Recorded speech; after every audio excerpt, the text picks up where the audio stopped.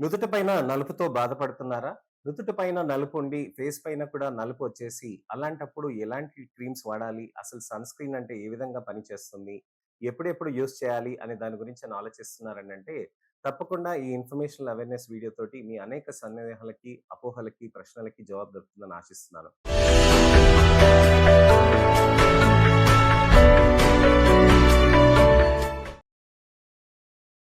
నేను మీ doctor Raj Kirit. Celesti skin laser and hair clinic, Jubilee hills, LB Nagar, Kokapet మరియు sun సిటీలో chief and founder dermatologist and hair transplant surgeon గా practice చేస్తున్నానండి. నలుపు అనేది వచ్చినప్పుడు చాలా మంది చెప్తూ ఉంటారు సన్ స్క్రీన్ అనేది వాడాలి అని. ట్యానింగ్ అనేది వచ్చినప్పుడు సన్ స్క్రీన్ అనేది పెట్టుకోవచ్చని చాలా మంది యాడ్స్ లో కూడా చెప్తూ ఉంటారు. మరి ఏ సన్ స్క్రీన్ ఎలాంటిది ఉంటుంది? ఎన్ని రకాల సన్ స్క్రీన్స్ ఉంటాయి? ఏ సన్ స్క్రీన్ మన స్కిన్ కి సెట్ అవుతుంది? ఏది తీసుకున్నా కానీ జిడ్డుగా అయిపోతుంది. అలాంటప్పుడు మనం ఎలాంటి ట్రీట్మెంట్స్ అనేటివి చేసుకోవాలి? సన్ స్క్రీన్ పెట్టినాక మనకి నలుపు తగ్గట్లేదనంటే సీరమ్స్ ఎలాంటివి యూజ్ చేయాలని చాలా మంది ఆలోచిస్తూ ఉంటారు. సన్ స్క్రీన్స్ అనేటివి మన చర్మానికి మంచి ప్రొటెక్టివ్ ఏజెంట్స్. చర్మానికి నలుపు రాకుండా ఉండటానికని సన్ స్క్రీన్స్ బాగా హెల్ప్ చేస్తాయి. చాలా మంచిగా మనం సన్ స్క్రీన్ అనేది యూజ్ చేయటం మొదలు పెడితే మనకి ట్యానింగ్ అనేది ఎక్కువ కాకుండా ఆగటం అనేది జరుగుతూ ఉంటుంది. పిగ్మెంటేషన్ ఉన్నప్పుడు ఎక్కువ కాకుండా కనీసం ఒక వంతుగా ఎత్తుగా పనిచేస్తుంది అన్నమాట. అయితే ఇక్కడ సన్ స్క్రీన్ అనేది ఏ విధంగా అప్లై చేస్తారు అనేది మనం తెలుసుకోవాలి. సన్ స్క్రీన్ అనేది ప్రతి 2 గంటలకి 3 గంటలకి మనం అప్లై చేసుకోవాల్సిన అవసరం ఉంటుంది. సన్ స్క్రీన్ అనేది మనం ఎండలోకి వెళ్ళినప్పుడే చేయాలా, బయట ఫీల్డ్ వర్క్ చేస్తున్నప్పుడే చేయాలా అని చాలా మంది ఆలోచిస్తూ ఉంటారు. సన్ స్క్రీన్ అనేది మనం ఎప్పటికీ పెడుతూనే ఉండాలి. సూర్యోదయం నుంచి సూర్యాస్తమయం దాకా మనం సన్ స్క్రీన్ అనేది పెడుతూనే ఉండాలి. ఎందుకనంటే మనం ఎప్పుడు సూర్యుడి వెలుతురులో ఉంటాం. మనము సూర్యుడి వెలుతురు అనేది మన దగ్గరకు వస్తుంది కానీ మనం ఎండలోకి వెళ్ళాల్సిన ప్రతిసారి అవసరం లేదండి.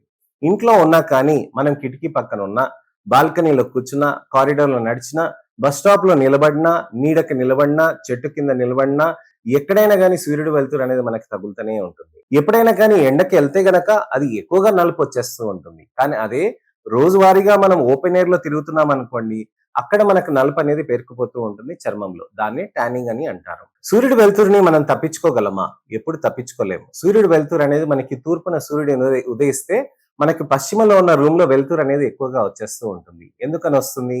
లైట్ అనేది రిఫ్లెక్ట్ అవుతూ ఉంటుంది. సో లైట్ అనేది బాగా రిఫ్లెక్ట్ అయినప్పుడు అప్పుడు ఏమవుతుంది అనంటే మనకు అక్కడ చర్మం పైన పడి అది నలుపుని సింథసైజ్ చేయటానికని స్టిమ్యులేట్ చేస్తూ ఉంటుంది. చర్మంలో పైన పొర ఉంటుందండి, దాన్ని ఎపిడర్మిస్ అని అంటాము. కింద పొర ఉంటుందండి, దాన్ని డర్మిస్ అని అంటాం. ఇక్కడ మెల్నోసైట్స్ అనేటివి కింద పొర దగ్గర మనకు ఉంటాయి అన్నమాట. దాని మెల్నోసైట్స్ అంటే దానికి నలుపు అనేది ప్రొడక్షన్ చేస్తూ ఉంటుంది. ఈ మెల్నోసైట్ ఏదైతే నలుపు ప్రొడక్షన్ చేస్తూ ఉంటుందో ఆ నలుపు అనేది మన చర్మ కణాల లోపలికి వెళ్ళి మెల్నోజోమ్ గా మారిపోయి అక్కడ మెలనిన్ పిగ్మెంట్ అక్కడ పేరుకుపోతూ ఉంటుంది. ఈ మెలనిన్ పని ఏంటి? అల్ట్రావైలెట్ రేడియేషన్ ఏదైతే హార్మ్ఫుల్ సన్‌లైట్ లో ఉంటుందో నార్మల్ లైట్ ని అది ఫిల్టర్ చేయదండి. కేవలం సన్‌లైట్ లో ఉన్న అల్ట్రావైలెట్ లైట్ ని మాత్రమే అది అబ్జర్వ్ చేసుకుంటూ ఉంటుంది. అలా అల్ట్రావైలెట్ లైట్ ని అది అబ్జర్వ్ చేసుకుంటున్నప్పుడు ఏమవుతుందనంటే అక్కడ మనకి మెల్నోసైట్ ని స్టిమ్యులేట్ చేస్తూ ఉంటుంది. ఆ స్టిమ్యులస్ చేసినప్పుడు ఇంకెక్కువ నలుపు అనేది వచ్చేస్తూ ఉంటుంది. ఇలా ఎక్కువ నలుపు అది వచ్చేసినప్పుడు ఏమవుతుంది అనంటే మనకి పిగ్మెంటేషన్ అనేది మారిపోతూ ఉంటుంది. అయితే అది చర్మ కణాలు బయట పడిపోయినప్పుడు ఏమవుతుందనంటే అక్కడ చర్మ కణంతో పాటు మెలనిన్ కూడా పడిపోతుంది. అలా పడిపోయినప్పుడు ఏమవుతుందంటే కొత్త కణం ఏదైతే వస్తుందో ఫ్రెష్‌గా మెలనిన్ తోటి వచ్చేస్తూ ఉంటుంది. రిపీటెడ్ సన్‌లైట్ ఎక్స్‌పోజర్ తోటి అంటే ప్రతిసారి సన్‌లైట్ తగులుతున్న కొద్దీ ఏమవుతుందనంటే ఆ నల్లకణం అనేది ఎక్కువగా నలుపు అనేది ప్రొడక్షన్ చేస్తూ ఉంటుందన్నమాట. ఈ నల్లకణం అనేది ఎక్కువగా నలుపు ప్రొడక్షన్ చేసినప్పుడే మనకి పిగ్మెంటేషన్ లాగా పేరుకుపోతూ ఉంటుంది. మరి సన్ స్క్రీన్ పెడితే ఏ విధంగా హెల్ప్ అవుతుంది అని చాలా మంది ఆలోచిస్తూ ఉంటారు. పిగ్మెంటేషన్ అనంగానే డాక్టర్ రాజ్ క్రీట్ అంటాడు ఎప్పుడు చూసినా గాని సన్ స్క్రీన్ పెట్టాలి అని అంటారు. ఎందుకని? సన్ స్క్రీన్ అనేది మెలనిన్ చేయాల్సిన పని చేస్తుందన్నమాట. సన్ స్క్రీన్ అనేది ఒక కవచం. ఒక మంచి కవచం లాగా పనిచేస్తూ ఉంటుంది. మనము ఎప్పుడైనా చర్మం పైన సన్ స్క్రీన్ పెట్టినప్పుడు అది అల్ట్రావైలెట్ ని రిఫ్లెక్ట్ అయినా చేస్తుంది, అబ్జార్బ్ అయినా చేస్తుంది, లోపల పెనిట్రేట్ కాకుండా అయినా చేస్తూ ఉంటుంది.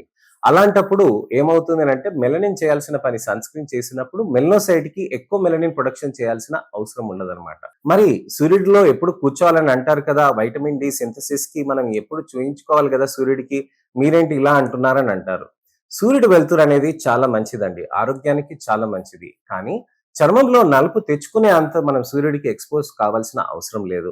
ఒకవేళ వైటమిన్ డి తక్కువ ఉంటే గనక మనం సన్ స్క్రీన్ అనేది అప్లై చేసి పొట్టకి, చేతులకి, కాళ్ళకి అనేది అప్లై చేయవచ్చనమాట. అలా చేస్తూ ఉంటే ఏమవుతుందనంటే మనకి ట్యానింగ్ అనేది కాకుండా పొట్టకి, కాళ్ళకి, చేతులకి ఎక్కువగా చూపించినప్పుడు అక్కడ వైటమిన్ డి సింథసిస్ అనేది ఎక్కువగా ప్రొడక్షన్ అవుతూ ఉంటుంది. కవర్డ్ ఏరియాస్‌లో మనకి సన్‌లైట్ ఎక్స్‌పోజర్ అవుతే అది వైటమిన్ డి సింథసిస్‌ని ఇంకా ఎక్కువగా బెనిఫిట్ అవుతూ ఉంటుంది. అన్‌కవర్డ్ ఏరియాస్ ఏదైతే చేతులు, కాళ్ళు తర్వాతనే ముఖంకి, మెడకి తగులుతూ ఉంటే వైటమిన్ డి సింథసిస్ అనేది అంత ఎక్కువ మోతాదులో ఉండదు. సో, వైటమిన్ డి కోసమని మనం సన్ స్క్రీన్ పెట్టుకొని పొట్టకి, వీపుకి అలా చూపించుకుంటే బెటర్‌గా ఉంటుందండి. సో, సన్ స్క్రీన్స్ అనేటివి ఈ విధంగా మనం వాడుకోవాల్సిన అవసరం ఉంటుంది. సన్ స్క్రీన్ అనేది మెలనిన్ లాగా పనిచేస్తుంది కాబట్టి మెలనోసైట్ అనేది ఎక్కువ ప్రొడక్షన్ కాకుండా ఉంటుంది. కానీ ఉన్న నలుపు తగ్గించుకోవాలంటే ఎలా? అలాంటప్పుడు సీరమ్స్ అలానే గ్లూటథైన్, వైటమిన్ సి టాబ్లెట్స్ తీసుకుంటే తగ్గుతుందా? లేకపోతే లేజర్స్ పీల్స్ చేసుకుంటే తగ్గుతుందా? లేక ఇతరత్ర సేఫ్ థెరపీస్ ఏమైనా ఉంటాయా? స్కిన్ బూస్టర్స్ ఏమైనా ఉంటాయా? అని ఆలోచిస్తున్నారనంటే నా నెక్స్ట్ ఇన్ఫర్మేషనల్ అవేర్‌నెస్ వీడియో తోటి మీకు తప్పకుండా వాటికన్నిటికి సందేహాలకి, అపోహలకి, ప్రశ్నలకి జవాబు దొరుకుతుందని ఆశిస్తున్నాను. మీకు ఎటువంటైన కామెంట్స్ ఉంటే తప్పకుండా కామెంట్ సెక్షన్‌లో పెట్టండి. దానికి తగ్గట్టుగా నేను మీకు వీడియో రిప్లై, టెక్స్ట్ రిప్లై చేస్తాను. నెక్స్ట్ ఇన్ఫర్మేషనల్ అవేర్‌నెస్ వీడియో తోటి మళ్ళీ నేను మీ ముందుకొస్తాను. నేను మీ doctor Raj Kirit, Celesti skin laser and hair clinic, Jubilee hills, LB Nagar, Kokapet మరియు సన్ సిటీలో chief and founder, senior dermatologist and hair transplant సర్జన్‌గా ప్రాక్టీస్ చేస్తున్నానండి. నమస్తే.